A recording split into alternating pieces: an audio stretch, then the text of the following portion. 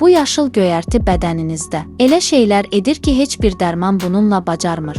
Həkimlərin belə gizlətməyə çalışdığı bu sirri indi sizinlə bölüşəcəyəm.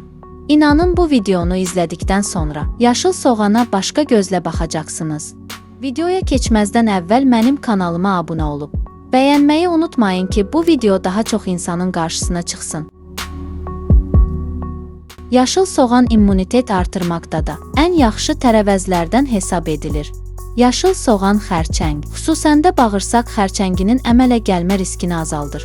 Həmçinin flavonoidlərlə zəngindir. Yaşıl soğan gözü qoruyan, lutein və zeaksantin kimi karotenoidlərdən ibarətdir. Bu yaşıl göyərti həmçinin normal görməyi davam etdirmək və göz sağlamlığını qorumaqda mühüm rol oynayan A vitamini də ehtiva edir. Bundan başqa görmə itkisinə səbəb olan sarı nöqtə xəstəliyinə qarşı mübarizə etmə xüsusiyyəti var.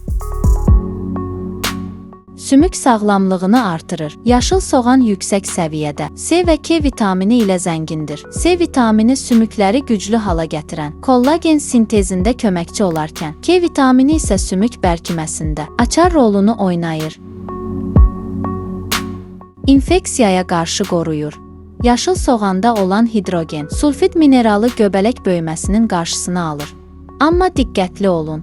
Bəzi insanlara yaşıl soğan tamamilə qadağandır. Az sonra sizə deyəcəyəm, əgər siz də bu kateqoriyaya daxilsinizsə, mütləq bilmək məcburiyyətindəsiniz, çünki həyatınızı dəyişə bilər.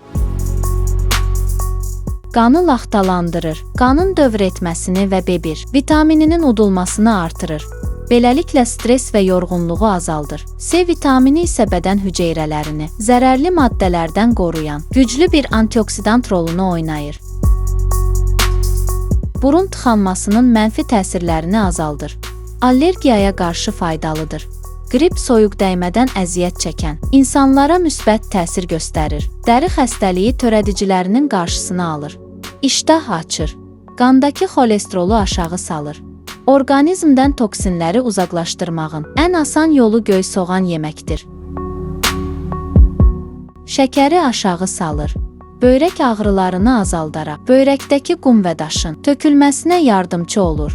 Damarları genişləndirir və damar sərtliyinə müsbət təsir göstərir. Yaralardakı iltihabı sağalmasını sürətləndirir.